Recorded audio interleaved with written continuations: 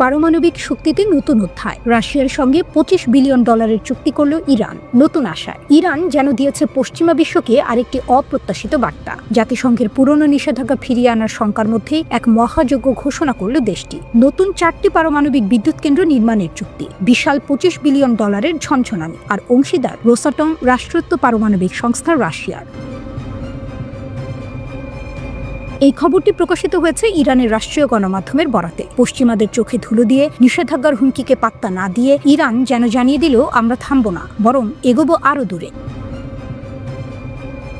আরব news জানিয়েছে, জাতিসংঘের সম্ভাব্য নিষেধাজ্ঞা পুনর্বহালের মাত্র কয়েক ঘন্টা আগে ইরান ও রাশিয়া এই বিশাল চুক্তি স্বাক্ষর করে। 4টি বিদ্যুৎ কেন্দ্র নির্মাণ হবে ইরানের দক্ষিণে হরমোজগান প্রদেশের সিরিক শহরে। রাষ্ট্রীয় টেলিভিশন বলছে, এই প্রকল্পে অংশ নেবে ইরানের হরমোজ কোম্পানি। প্রতিটি বিদ্যুৎ কেন্দ্রের উৎপাদন ক্ষমতা হবে 1255 মেগাওয়াট। যদিও কবে কাজ শুরু হবে বা শেষ হবে সেই সময়সীমা এখনও ঘোষণা করা হয়নি। ইরানের বর্তমান সামর্থ্য আর ভবিষ্যৎ লক্ষ্য। বর্তমানে ইরানের হাতে কেবল একটি কার্যকর পারমাণবিক বিদ্যুৎ কেন্দ্র আছে বুশেহরে, মাত্র 1000 মেগাওয়াট এর উৎপাদন ক্ষমতা। বিশাল দেশটির বিদ্যুৎ চাহিদার তুলনায় এটি একেবারে সীমিত এক সংখ্যা। তাই নতুন 4টি কেন্দ্র চালু হলে বহুগুণে বাড়বে ইরানের জ্বালানি সক্ষমতা। রাষ্ট্রীয় সংবাদ সংস্থা ইরনা জানিয়েছে, এই প্রকল্প বাস্তবায়িত হলে ইরান বিদ্যুৎ উৎপাদনে নতুন উচ্চতায় পৌঁছাবে। শুধু বিদ্যুৎই নয়, ভূ রাজনীতিতেও এক ধরনের শক্তির বার্তা যাবে প্রতিপক্ষের কাছে। যুক্তরাষ্ট্র ও পশ্চিমা দেশগুলো দীর্ঘদিন ধরে অভিযোগ করছে, ইরানের পারমাণবিক কর্মসূচি গোপনে অস্ত্র তৈরির আড়াল। কিন্তু তেহরানের দাবি এটা মোটেই নয় তাদের ঢাল। বারবার অস্বীকার করে পশ্চিমাদের জন্য পরিস্থিতি করেছে উত্তাল। ইরানের দাবি, এই কর্মসূচি সম্পূর্ণ বেসামরিক, জনগণের বিদ্যুৎ চাহিদা মেটানোই লক্ষ্য, আর এতেই পশ্চিমাদের ঘাম বেরিয়ে গেল। তবে ইতিহাস বলছে, 2018 সালে যুক্তরাষ্ট্র একতরফাভাবে ইরান পরমাণু চুক্তি থেকে বেরিয়ে আসার পর পরিস্থিতি আরও জটিল হয়ে ওঠে। ইরানও ধীরে ধীরে চুক্তির শর্ত মানা দেয় কমিয়ে। এরপর নতুন চুক্তির পথে আলোচনা চলছিল। কিন্তু 2025 সালের জুনে ইসরায়েলের নজিরবিহীন সামরিক হামলা ও 12 দিনের রক্তক্ষয়ী যুদ্ধ সব আলোচনায় ব্রেক কষে দিল। পুরনো বন্ধুত্ব নতুন শক্তি তৈরি করল। এই চুক্তি ইরান রাশিয়ার দীর্ঘদিনের সম্পর্ককেও দেয় মনে করিয়ে। 1993 সালে রাশিয়ার সঙ্গে ইরান প্রথম পারমাণবিক চুক্তি করে। বুশেহর বিদ্যুৎ কেন্দ্র তৈরি হয় তারই ফলে। আসলে 1979 সালের ইসলামী বিপ্লবের পর জার্মানি সরে দাঁড়ালে সেই প্রকল্পের দায়িত্ব নেয় রাশিয়া। আজ 2025 সালে এসে ইতিহাসের চাকা যেন আবারও ঘুরল। ইরান আবারও রাশিয়ার কাঁধে কাঁধ মিলিয়ে পারমাণবিক শক্তির নতুন অধ্যায় শুরু করল। বিশ্লেষকদের মতে, এই চুক্তি শুধু জ্বালানির বিষয় নয়, এক কূটনৈতিক ঘোষণা। পশ্চিমাদের চাপ, নিষেধাজ্ঞার হুমকি বা সামরিক আগ্রাসন কোনোটিই ইরানকে থামাতে পারছে না, বরং প্রতিটি আঘাতেই যেন শক্তিশালী হয়ে উঠছে দেশটি। হরমোজগানের মাটিতে 4টি নতুন কেন্দ্র দাঁড়িয়ে গেলে শুধু আলোই জ্বলবে না, জ্বলবে এক নতুন আত্মবিশ্বাসের প্রতীক। ইরান বলছে, আমরা পিছিয়ে যাব না, সামনে এগোবো, আমাদের শক্তি থামানো যাবে না। জ্বলবে খামেনির দেশের সাফল্যের দ্বীপ।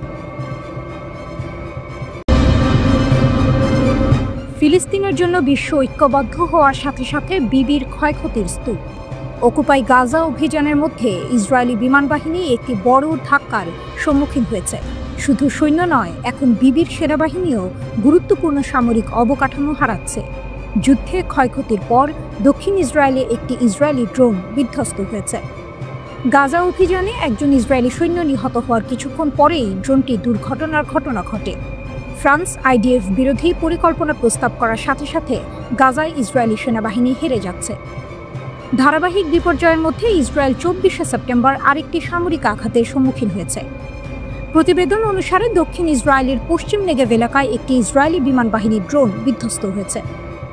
টাইমস অফ ইসরায়েল অনুসারে আইডিএফ এর বরাত দিয়ে প্রযুক্তিগত ত্রুটির কারণে এই দুর্ঘটনা ঘটে। সৈন্যরা ড্রোনটি সংগ্রহ করেছে। আইডিএফ অনুসারে কোনো ক্ষয়ক্ষতি বা আহত হওয়ার খবর পাওয়া যায়নি। অকুপাই গাজা অভিযানে ইসরায়েলি সেনাবাহিনীর ক্ষয়ক্ষতি বৃদ্ধি পাওয়ার সাথে সাথে ড্রোনটির দুর্ঘটনাটি ঘটেছে। 24 সেপ্টেম্বর আইডিএফ এর গিভাতি রিকনেসান্স ইউনিটের একজন সৈনিক গুরুতর আহত হন। আইডিএফ এক বিবৃতিতে জানিয়েছে, উত্তর গাজা উপত্যকায় যুদ্ধের সময় ওই সৈনিক আহত হন। টাইমস অফ ইসরায়েলের প্রতিবেদন অনুসারে 2 দিন আগে 22 সেপ্টেম্বর গাজা সিটিতে একজন আইডিএফ অফিসার নিহত হন। আইডিএফ সৈনিকের নাম 27 বছর বয়সী মেজর শাহার নেতানেল বোজাগলো। টাইমস অফ ইসরায়েলের প্রতিবেদন অনুসারে বোজাগলো হলেন আইডিএফ এর নতুন গাজা আক্রমণে নিহত প্রথম সৈনিক। উল্লেখযোগ্যভাবে 18 সেপ্টেম্বর আইডিএফ এর একজন মুখপাত্র দক্ষিণ গাজায় 4 সৈন্যের মৃত্যুর ঘোষণা দেন। প্রতিবেদন অনুসারে আইডিএফ 16 সেপ্টেম্বর অকুপাই গাজা স্থল অভিযান শুরু করে। ইসরায়েলের কূটনৈতিক বিপর্যয়। কূটনৈতিক ক্ষেত্রে ইসরায়েলের পশ্চিমা মিত্ররা ফিলিস্তিনের পক্ষে পদক্ষেপের ঘোষণা দিয়েছে। ফ্রান্স সহ 11টি দেশ জাতিসংঘের একটি সম্মেলনে ফিলিস্তিনি রাষ্ট্রকে স্বীকৃতি দিয়েছে। ইসরায়েল এই পদক্ষেপ প্রত্যাখ্যান করে বলেছে, কখনোই ফিলিস্তিনি রাষ্ট্র হবে না। ফিলিস্তিনি রাষ্ট্রের পদক্ষেপে নেতৃত্ব দেওয়ার পাশাপাশি ফ্রান্সের আরেকটি প্রস্তাব রয়েছে বলে জানা গেছে। টাইমস অফ ইসরায়েল গাজায় একটি বহুজাতিক টাস্ক ফোর্সের জন্য একটি ফরাসি প্রস্তাব অ্যাক্সেস করেছে। এই উদ্যোগটি হলো একটি আন্তর্জাতিক স্থিতিশীলতা মিশন যা গাজায় আইডিএফকে প্রতিস্থাপন করবে। প্রস্তাবটিতে গাজার অভ্যন্তরীণ নিরাপত্তা ধীরে ধীরে ফিলিস্তিনি কর্তৃপক্ষের কাছে হস্তান্তরের আহ্বান জানানো হয়েছে। বেশ কয়েকটি রাষ্ট্র এই বাহিনী নেতৃত্ব দিতে পারে, যার মধ্যে মিশর, জর্ডান, সৌদি আরব, সংযুক্ত আরব আমিরাত এবং কাতারের নাম রয়েছে। প্যারিস প্রস্তাবের একটি মূল বিষয় হলো যুদ্ধ শেষ হওয়ার পরে হামাসকে নিরস্ত্র করার কাজ শুরু হবে। তবে ইসরায়েলি প্রধানমন্ত্রী নেতানিয়াহু ইতিমধ্যেই বলেছেন যে হামাসকে নির্মূল না করা পর্যন্ত যুদ্ধ শেষ হবে না। নেতানিয়াহুর গাজা শহরের অভিযানে নতুন ধাক্কা। স্নাইপার হামলায় আইডিএফ সেনা নিহত। গাজা শহরের যুদ্ধ যেন প্রতিদিনই নতুন মোড় নিচ্ছে। একদিকে ইসরায়েলি সেনারা শহরের নিয়ন্ত্রণ শক্ত করতে চাইছে, অন্যদিকে হামাস পাল্টা আঘাতে দেখাচ্ছে ভয়ঙ্কর প্রতিরোধ। 24 সেপ্টেম্বরের দিনে এই সংঘর্ষে যোগ হল আরও একটি রক্তাক্ত অধ্যায়। হামাসের স্নাইপার আক্রমণে প্রাণ হারালেন এক তরুণ আইডিএফ সৈন্য। স্নাইপারের গুলিতে তরুণ সৈন্য নিহত। বেরশেবা শহরের 21 বছর বয়সী সৈন্যটি নাহাল ব্রিগেডের 932তম ব্যাটালিয়নের সদস্য ছিলেন। দক্ষিণ গাজা শহরের একটি পোস্টে পাহারায় থাকাকালে হঠাৎ হামাসের এক স্নাইপারের গুলিতে লুটিয়ে পড়েন তিনি। আইডিএফ জানিয়েছে, ডেমলাশ নামের ওই সৈন্য একটি গার্ড পজিশনে দায়িত্ব পালন করছিলেন। তখনই গুলিবিদ্ধ হয়ে প্রাণ হারান। তার মৃত্যুতে ইসরায়েলের প্রতিরক্ষামন্ত্রী ইসরায়েল কাটজ গভীর শোক প্রকাশ করেছেন। তিনি এক বিবৃতিতে বলেন, আমি নাহাল ব্রিগেডের সাহসী যোদ্ধা সার্জেন্ট কর্পোরাল লালচাও সাইমন ডেমলাশের পরিবারের প্রতি গভীর সমবেদনা জানাই। সমগ্র ইসরায়েল তার বীরত্বের প্রশংসা করছে এবং এই দুঃসময়ে তার পরিবারকে আলিঙ্গন করছে। আমাদের সৈন্যরা লড়াই চালিয়ে যাবে যতক্ষণ না জিম্মিদের মুক্তি এবং শত্রুদের পরাজয় নিশ্চিত হয়। তার স্মৃতি ধন্য হোক। আইডিএফ হতাহতের সংখ্যা বাড়ছে। এই ঘটনার ফলে গাজা শহরের নতুন আক্রমণে নিহত আইডিএফ সৈন্যের সংখ্যা দাঁড়ালো 2 জন। আর পুরো যুদ্ধের হিসাব ধরলে টাইমস অফ ইসরায়েল এর তথ্য অনুযায়ী মোট নিহত ইসরায়েলি সেনার সংখ্যা এখন 471 জন।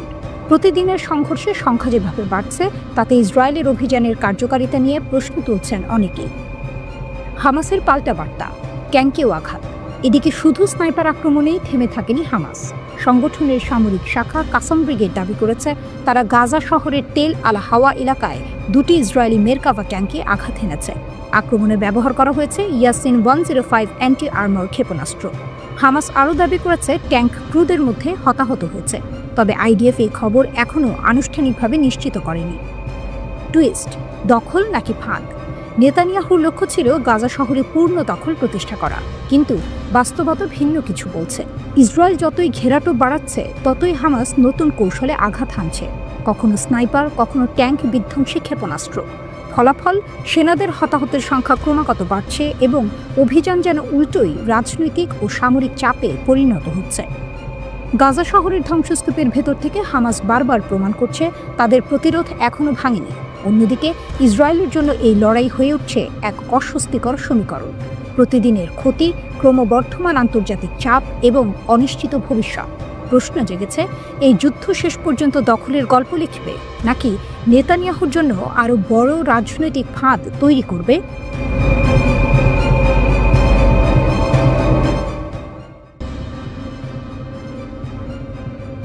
ইয়েমেনি সশস্ত্র বাহিনীর নতুন বার্তা, আঘাত হেনেছে ইসরায়েলের বুকে। দক্ষিণ ইসরায়েলের আকাশে হঠাৎ ভেসে এলো ড্রোন, গন্তব্য কৌশলগত শহর ইলাক। মুহূর্তে নেমে এলো বিস্ফোরণের ঝড়। ইয়েমেনের হুথি যোদ্ধারা ঘোষণা করল, সফলভাবে আঘাত হেনেছে, শত্রুর প্রতিরক্ষা ভেদ করেছে।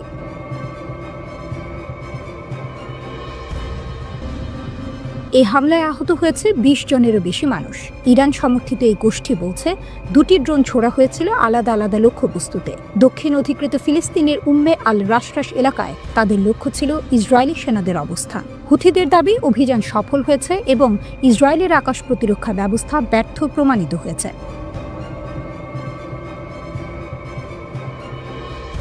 24 ঘন্টায় দ্বিতীয় আঘাত। এটি কেবল একটি বিচ্ছিন্ন হামলা নয়, গত 24 ঘন্টার মধ্যেই এটি হুথিদের দ্বিতীয় অভিযান। তারা ড্রোন হামলা চালিয়েছিল ইলাদ ও বীরশেবার বিভিন্ন স্থানে। প্রতিটি হামলায় ছিল গাজার প্রতি সংহতির বার্তা, প্রতিটি আঘাত ছিল ফিলিস্তিনের মাটির জন্য। হুথিদের সরকারি বিবৃতিতে বলা হয়েছে, গাজা উপত্যকায় অবিচল যোদ্ধাদের আমরা স্যালুট জানাই। তারা শুধু গাজাকেই নয়, সমগ্র জাতিকে রক্ষা করছে। ইসরায়েলের পাল্টা বক্তব্য। তবে ইসরায়েল বলছে বাস্তবে মাত্র একটি ড্রোন ইলাকে আঘাত করেছে, এতে 2 জন গুরুতর আহত হয়েছে। আরেকটি ড্রোন ইসরায়েলে পৌঁছানোর আগেই ব্যর্থ হয়েছে বা ভূপাতিত হয়েছে বলে দাবি করছে তারা।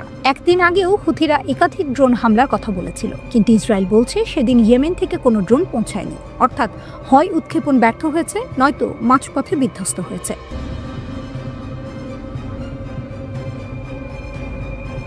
তবুও আঘাতের বাস্তবতা যাই হোক, একটি সত্য স্পষ্ট, হুথিদের ড্রোন ইসরায়েলে আঘাত হানছে। সাম্প্রতিক সপ্তাহগুলোতে এটি দ্বিতীয়বারের মতো সরাসরি ক্ষতি করেছে, আর প্রতিদিনই ইসরায়েলকে ইয়েমেন থেকে আসা ড্রোন ও ক্ষেপণাস্ত্র মোকাবিলা করতে হচ্ছে। হুথিরা বলছে তাদের আক্রমণের একটি উদ্দেশ্য গাজার জন্য লড়াই। গাজার যুদ্ধে ইসরায়েলের আগ্রাসন না থামলে এবং অবরোধ না তুললে এসব হামলা চলতেই থাকবে। শক্তির প্রদর্শন। ইসরায়েল বারবার ইয়েমেনের ভেতরে হুথিদের অবস্থান লক্ষ্য করে হামলা চালাচ্ছে, তবুও তাদের থামানো যায়নি। হুথিরা বারবার প্রমাণ করছে তারা শুধু প্রতিরোধ করছে না, বরং দূরত্ব অতিক্রম করে ইসরায়েলের অভ্যন্তরেও আঘাত হানার ক্ষমতা রাখে। ইলাতের এই হামলা তাই শুধু একটি সামরিক অভিযান নয়, এটি এক রাজনৈতিক বার্তাও। গাজার রক্তের প্রতিশোধ নিচ্ছে ইয়েমেনের যোদ্ধারা।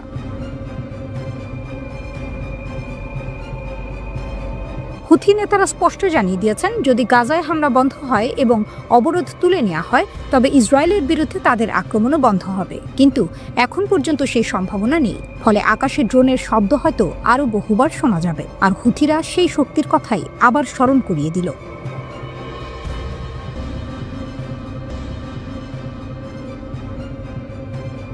ইরানের বিশাল সাফল্য। খামেনির দেশ উন্মোচন করল ইসরায়েলের গোপন পারমাণবিক কর্মসূচি। মধ্যপ্রাচ্যের অন্ধকারে হঠাৎ যেন বজ্রপাত। তেহরান ঘোষণা করেছে তারা উন্মোচন করেছে ইসরায়েলের বহুদিনের লুকানো পারমাণবিক কর্মসূচি।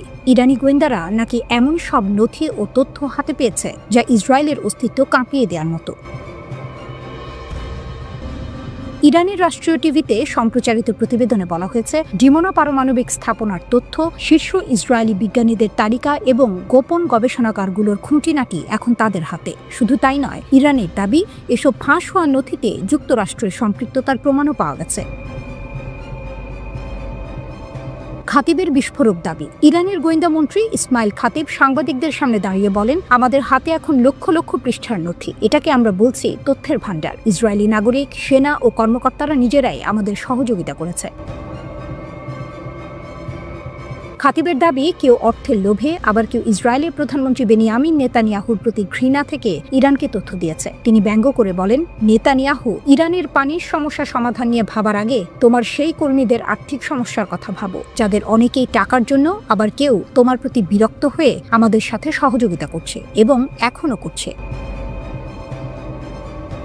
মার্কিন ছায়া। ইরানি মিডিয়ার ভাষ্য অনুযায়ী ফাঁস হওয়া নথিতে ইসরায়েলি গোপন প্রকল্পগুলোর সঙ্গে মার্কিন যুক্তরাষ্ট্রের যোগাযোগও রয়েছে। তবে এই তথ্য স্বাধীনভাবে যাচাই করা সম্ভব হয়নি। তবুও ইরান এ নিয়ে স্পষ্ট বার্তা দিয়েছে, শত্রুদের ভেতরে ভাঙন ধরানো তাদের কৌশলের অংশ এবং তারা শুধু সীমান্তে নয়, প্রতিপক্ষের ভেতরেও প্রবল শক্তি নিয়ে প্রবেশ করতে সক্ষম। দীর্ঘসূত্রতার নতুন মাত্রা। 1979 সালের ইসলামী বিপ্লবের পর থেকেই ইরান ইসরায়েলকে প্রধান শত্রু হিসেবে দেখে আসছে, আর চলতি বছরের জুনে সংঘটিত 12 দিনের যুদ্ধ সেই বৈরিতাকে আরও ঘনীভূত করেছে। তখন ইসরায়েল বলেছিল, ইরানের পারমাণবিক ও ক্ষেপণাস্ত্র কর্মসূচি তাদের জন্য হুমকি। যুক্তরাষ্ট্রের সহায়তায় ইসরায়েল 3টি ইরানি পারমাণবিক স্থাপনা ধ্বংসও করেছিল। কিন্তু আজকের এই গোয়েন্দা নাটক যেন উল্টো দিকে আঘাত। ইরান বিশ্বকে জানিয়ে দিল, যুদ্ধ শুধু আকাশে ক্ষেপণাস্ত্র ছুড়ে নয়, তথ্যের যুদ্ধে জেতাও সমান গুরুত্বপূর্ণ। ইরানের শক্তির বার্তা। বিশ্লেষকদের মতে ইরানের এই ঘোষণা শুধু তথ্য ফাঁস নয়, এটি এক ধরনের মনস্তাত্ত্বিক যুদ্ধ। একদিকে ইসরায়েলকে বিব্রত করা, অন্যদিকে দেখানো ইরান শুধু টিকে নেই, বরং প্রতিপক্ষের গোপন কক্ষ পর্যন্ত পৌঁছাতে সক্ষম। তেহরানের এই প্রকাশে মধ্যপ্রাচ্যের উত্তেজনা নতুন করে উস্কে উঠেছে। ইসরায়েল কিভাবে জবাব দেবে সেটাই এখন বড় প্রশ্ন। তবে একটি বিষয় স্পষ্ট, ইরান বিশ্বকে আবারও মনে করিয়ে দিল তারা কেবল যুদ্ধক্ষেত্রেই নয়, গোপন যুদ্ধেও এক ভয়ঙ্কর প্রতিপক্ষ।